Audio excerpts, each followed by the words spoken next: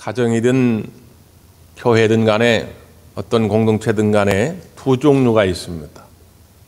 하나는 로또 복권 같은 공동체가 있고요. 하나는 죽 같은 공동체가 있습니다. 무슨 차이일까요? 여러분 로또 복권 사보셨어요? 잘 맞습니까? 안 맞습니까? 안 맞아요.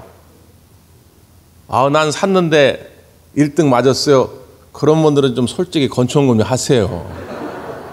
근데 저는 주변에 그런 사람을 들어본 적이 없어요. 잘 안 맞아요, 이게. 로또 복권 같은 공동체는 뭐냐? 안 맞아. 마음이 안 맞아. 뜻이 안 맞아. 반면에 죽과 같은 공동체가 있어요. 죽은 어떻습니까? 우리가 흔히 마음이 맞는 사람들을 표현할 때, 저 사람하고 나하고는 뭐가 맞아요? 죽이 맞아요. 여기서 말하는 죽이 지금까지도 먹는 죽으로 알고 계신 분이 있는데, 이 죽은 먹는 죽이 아닙니다. 이 죽은 옛날에 옷이라든가 그릇을 셀 때 단위예요.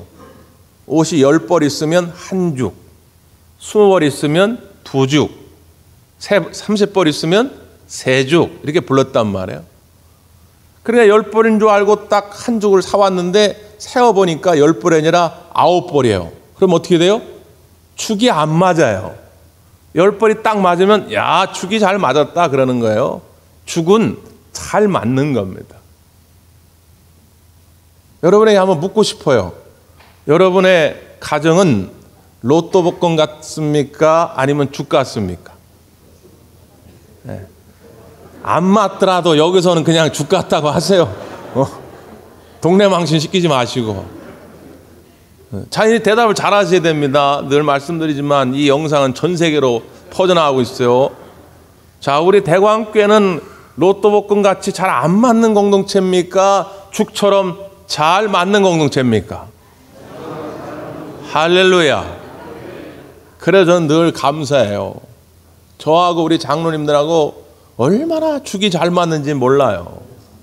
그래 늘 부러워해요. 다른 교회 목사님들이 대광교회 서목사는 참 목회하기 좋겠다고 장로님들하고 죽이 잘 맞아가지고 아멘 좀 하시라니까요. 죽이 잘 맞는다고. 네. 여러 성도들하고 얼마나 잘 맞는지 몰라요. 그냥 눈빛만 봐도 척척. 여러분 옆 사람하고도 잘 맞으시지요? 그래서 우리가 추수감사 주일에도 무엇보다도 좋은 만남을 허락하신 하나님께 감사할 필요가 있어요. 여러분의 가정에 혹시라도 로또 복권처럼 잘 맞지 않는 부분이 있을지라도 다시 한번 믿음으로 하나님 앞에 감사의 예물을 드리고 기도하십시오. 하나님 내년부터는 반드시 잘 맞게 될 줄 믿습니다. 우리의 감사는 하나님의 복을 끌어오는 능력이 있어요. 아이고 쟤 봐라. 쟤는 늘 불평만 하고 원망만 하고 짜증만 낼 줄 알았는데 그게 아니라 나의 능력을 인정하는구나. 나의 능력을 인정하고 저렇게 감사하고 찬송하고 사는구나. 그 하나님이 기뻐하셔가지고 예비된 복을 더하게 주실 수밖에 없는 거지요. 그래서 감사의 절기가 중요한 것입니다. 아무쪼록 우리 대광교회가 또 여러분의 가정이 잘 마음이 맞아가지고 언제나 천국 공동체가 되기를 간절히 바랍니다. 우리가 하나님의 전신갑주에 대해서 몇 주간 살펴봤죠. 영적 전쟁은 끊이지 않고 계속 벌어지고 있는데 여기서 반드시 승리하기 위해서는 하나님의 전신갑주를 갖추어 입어야 한다. 오늘 시험 본다고 했죠. 네. 또 시험 본다고 안 오실까 봐 얼마나 걱정인지 몰라요. 근데 다 잘 오셨네요. 복수 한번 하죠. 시작.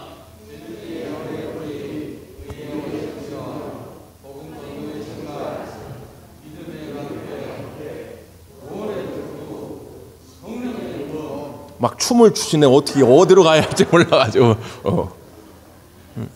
괜찮아요. 순서는 다 못 외워도 돼요. 순서가 뒤죽박죽돼도 아무 문제 없습니다. 내용은 다 아셨지요? 우리가 몇 주간 계속 살펴보았으니까 그 내용은 아이스야 보고 좀 다시 복습 좀 해야 되겠다 그러면 우리 교회 유튜브에 들어가면 다 거기 나와 있으니까 다시 공부하시면 됩니다. 자, 이렇게 영적 전쟁에 대해서 하나님의 전신갑주에 대해서 함께 말씀을 나누고 공부를 하다 보니까 그래, 내가 이제부터 영적 전쟁을 해야지. 어떤 놈이든 한 놈만 걸려봐라. 내가 아주 그냥 다리 몽둥이를 다 부러뜨려 버릴 거야. 이렇게 생각한다면 잘못 공부한 겁니다.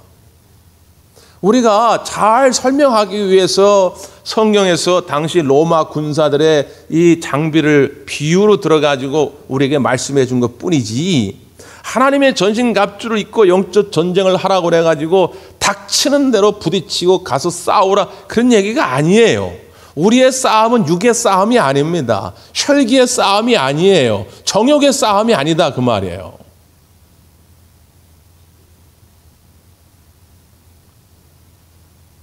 사도 바울이 감옥에서 에베소 교회를 향해서 이 편지를 쓰고 나서 한 20-30년쯤 지나가지고 예수님께서 사도 요한을 통해서 당시 소아시아 교회에 주님의 말씀을 들려주지요. 그 소아시아 7교회 가운데 한 교회가 에베소 교회입니다. 요한계시록 2장 2절 3절 이하의 말씀 가운데 보면 예수님께서 에베소 교회를 칭찬하는 대목이 나옵니다. 제가 그냥 봉독해 드릴게요. 내가 내 행위와 수고와 내 인내를 알고 또 악한 자들을 용납하지 아니한 것과 자칭 사도라 하되 아닌 자들을 시험하여 그의 거짓된 것을 내가 드러낸 것과 내가 참고 내 이름을 위하여 견디고 게으르지 아니한 것을 아노라, 이렇게 말씀합니다. 예수님이 에베소 교회의 수고함을 안다는 거예요. 그들이 영적 전쟁을 잘 해가지고 악한 자들을 분별해내고 거짓 선자들을 분별해내가지고 영적 전쟁에 승리한 걸 안다는 거예요. 외부적으로도 많은 박해가 있었지만 그 박해 흔들리지 아니하고 오래 참음으로 이겨낸 걸 안다는 거예요. 본인들의 삶도 어렵고 힘들지만 그들이 예수님의 이름을 위하여 늘 게으르지 아니하고 부지런히 헌신하고 부지런히 봉사하고 부지런히 충성한 것을 예수님이 아신다는 거예요. 그러니까 사도 바울이 눈물로 이 에베소 교회를 목회한 보람이 있는 거예요. 교회가 20-30년쯤 흘러가지고 이렇게 성장했으니 얼마나 바울이 천국에서 기뻐했겠습니까? 우리 대광교회를 개척한 우리 서순일 목사님과 믿음의 1세대들, 지금은 계시지 않고 천국에 있는 많은 우리의 선배들이 지금 40년 지난 대광교회를 보면서 매우 흐뭇해할 줄 믿습니다. 영적 전쟁을 잘 해왔다, 그 말이에요.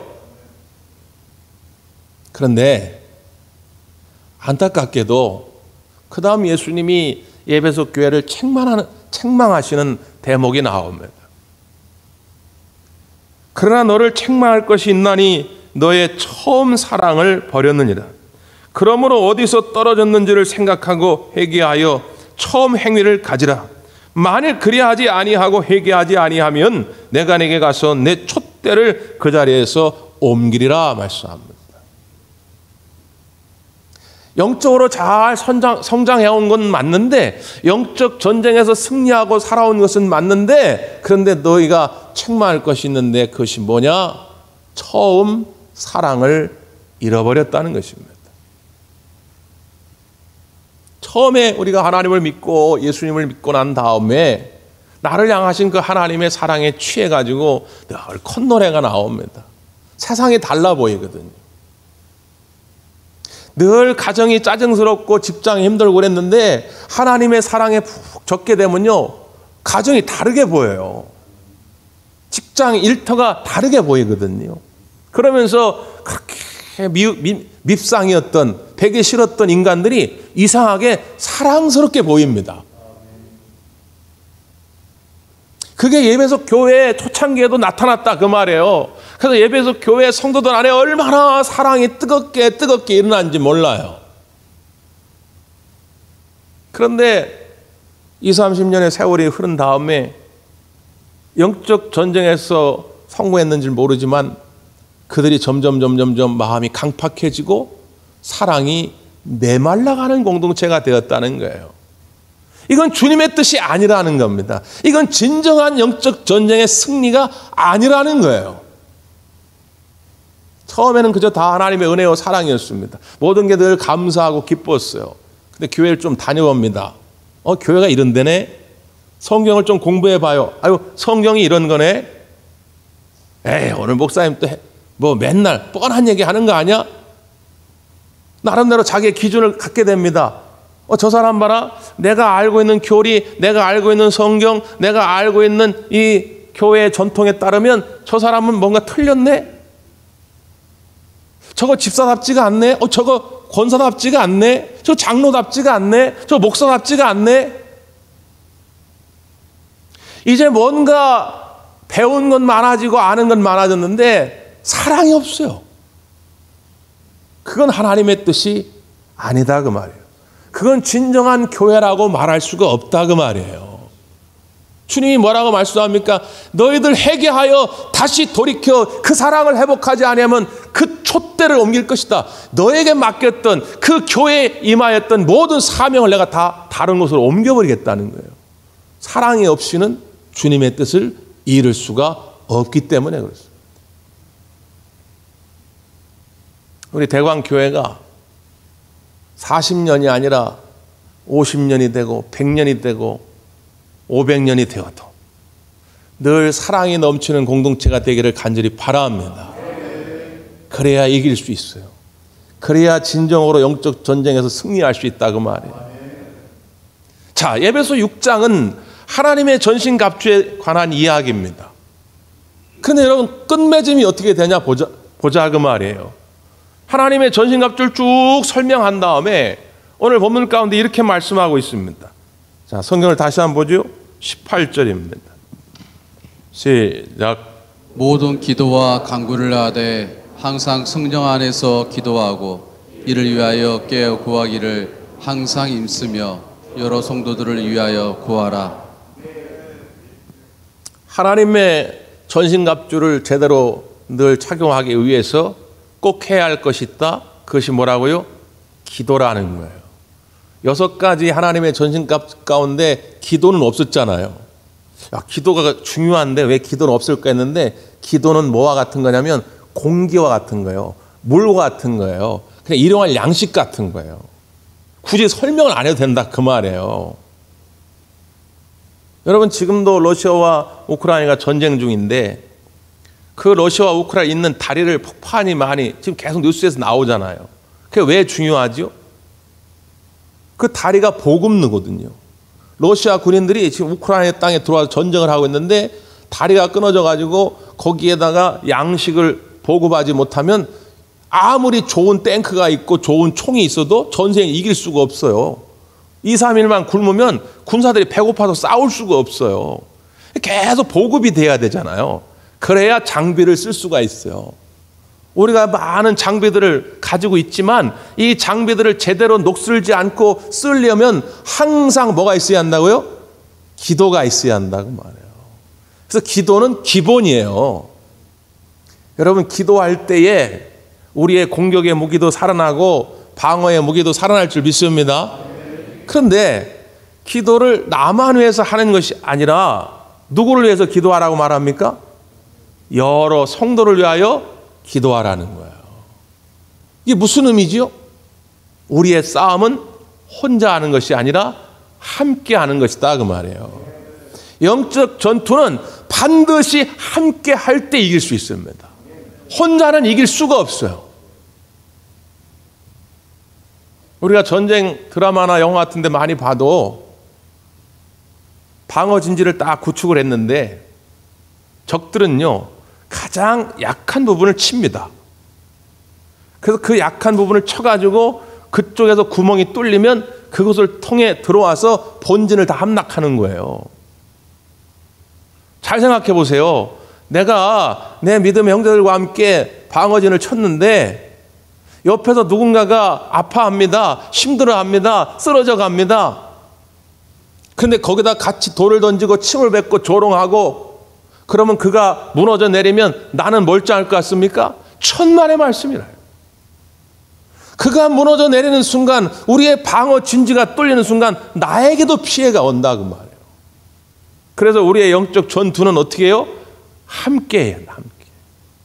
심지어 사도 바울이 에베소 교회 성도들에게 이렇게 부탁을 합니다. 그 다음 볼까요? 19절 20절 19절 20절 시작.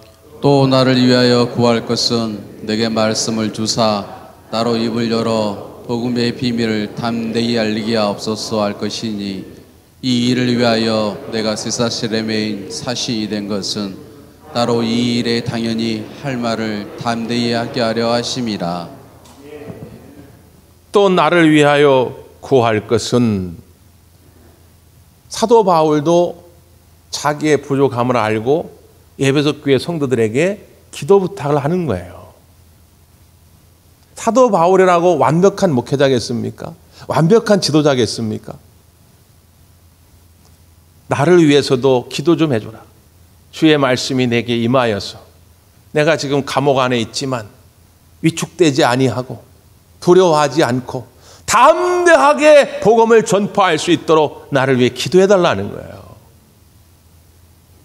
여러분, 그래서 우리의 기도는 교회의 지도자들, 교회의 사역자들, 교회 일꾼들을 위해 끊이지 말아야 됩니다. 왜 그럴까? 왜 저렇게밖에 못하지? 그게 아니라 그 부분 때문에 여러분을 불러주신 거예요. 함께 해주라고 말이죠.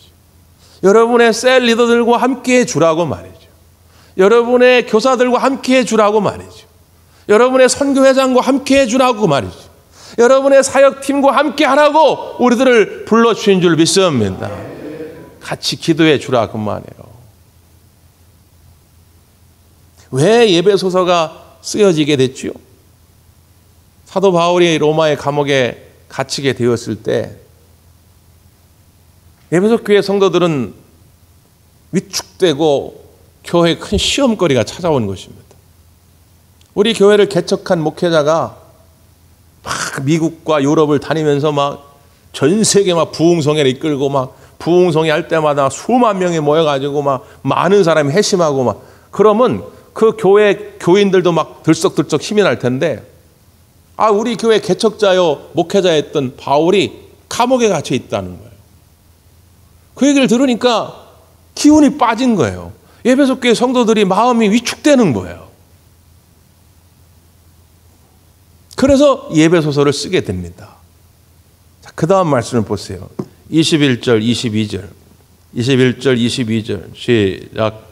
나의 사정 곧 내가 무엇을 아는지 너희에게도 알리라 하노니 사랑을 받은 형제여 주 안에서 진실한 일꾼인 두기고가 모든 일을 너희에게 알리리라.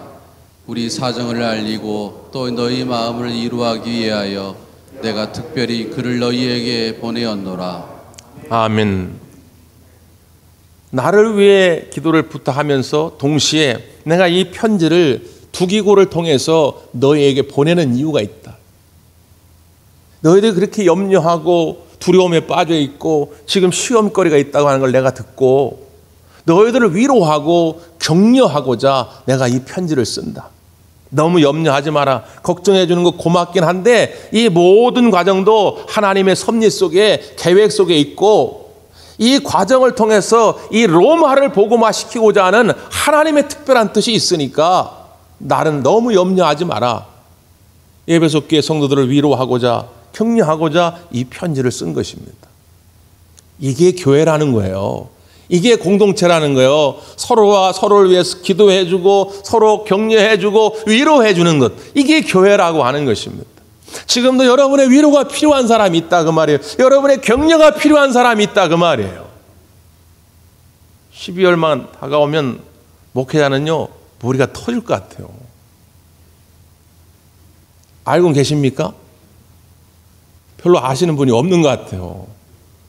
아, 목사님이 머리 터지면 큰일 나는데 목사님 머리 안 터지게 하면, 여러분 목사가 머리 안 터지게 하는 방법을 알려드릴까요? 예? 별로 알고 싶은 마음이 없으신 것 같은데, 목사의 머리가 터지지 않고 목사가 편안하게 목회할 수 있도록 여러분이 도울 수 있는 방법이 있는데 알고 싶죠? 세 사람 대답하셨는데 한 번 더 묻습니다. 알고 싶죠? 네. 어떻게 하면 되느냐? 안 한다는 말만 안 하면 돼요. 제발 부탁해요. 12월 달만 가까우면 그냥 안 한다는 말이 여기저기 들려요. 목사가 아주 머리가 터질 것 같아요. 왜 안 한다고 그럴까? 여러분, 그분들이 지금 여러분의 손을 기다리고 있어요. 여러분 한두 사람만 지금 그 사람을 좀 잡아주면, 그 사람에게 위로와 격려의 따뜻한 말을 해주면 그분이 다시 일어날 텐데, 아유 목사님 내가 안 하려고 그랬는데 글쎄, 아유 어떤 집사님이겠어요, 어떤 권사님 갑자기 전화 와가지고 밥 먹자고 그래가지고 말이 내가 평생 먹어보지 못한 한우갈비를 날 사줘가지고, 내가 그 권사님 내가 말 듣고 내가 다시 하기로 했어요. 이런 얘기를 제가 여러 번 들어요. 여러 번 듣는다고요. 여러분 주변을 한 번만 좀 살펴주시길 바랍니다. 지금 여러분의 셀 리더들이 힘들어해요. 여러분의 준 리더들이 힘들어해요. 여러분의 사역자들이 힘들어한다 그 말이에요. 우리 그분들을 위해서 한 번 더 기도하고 한 번 더 손을 내밀어 위로하고 격려하는 그런 공동체가 되기를 간절히 바랍니다. 70대 어떤 할아버지가 몸이 안 좋아서 병원에 갔는데 안타깝게 말기암 선고를 받습니다. 충격이지요. 세상 만사가 다 귀찮은 거예요. 싫어진 거예요.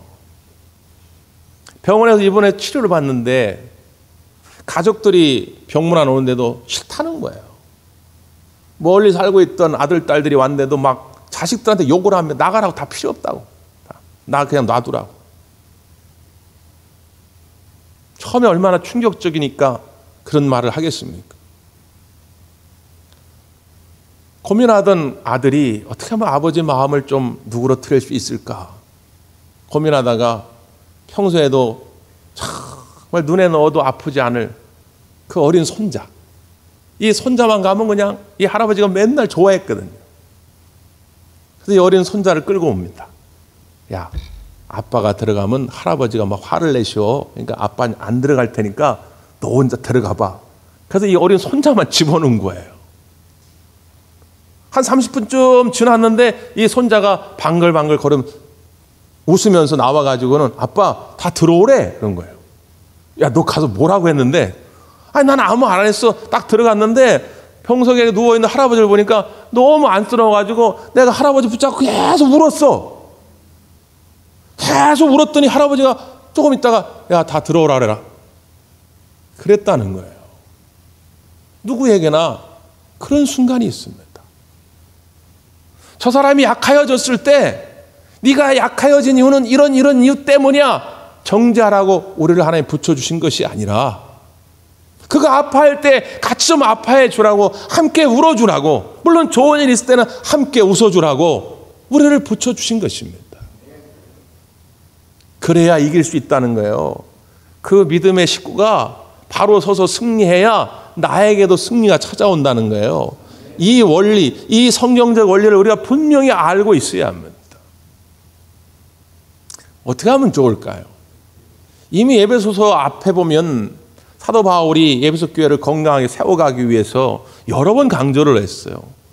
그래서 에베소서는 교회론에 있어서 아주 중요한 자리를 차지하는 본문입니다. 건강한 교회는 어떤 교회인가를 에베소 교회가 잘 보여주거든요.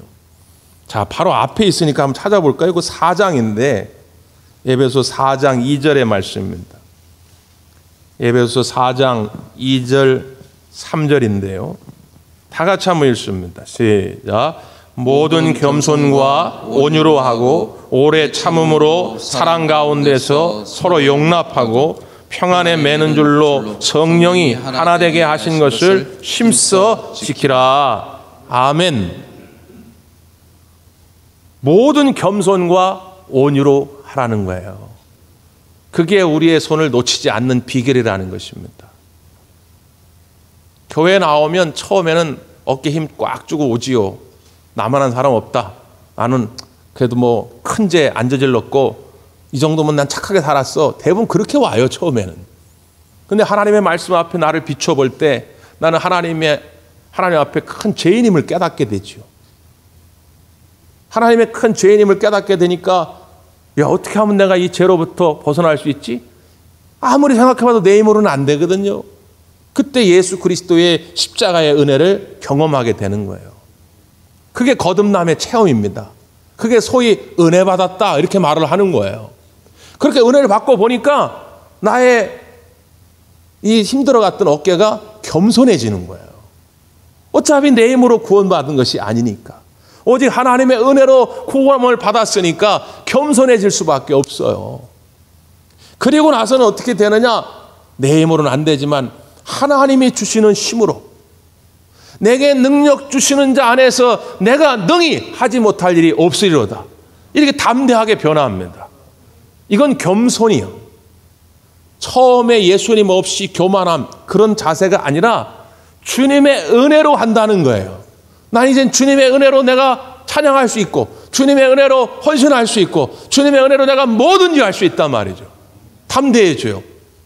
그러고 나서 열심히 막 땀을 흘립니다. 그리고 이제 열매를 거둬요. 안 될 줄 알았는데 믿음을 해보니까 되는 거예요. 그래도 겸손한 거예요. 왜? 이게 어차피 내 힘으로 한 게 아니거든요.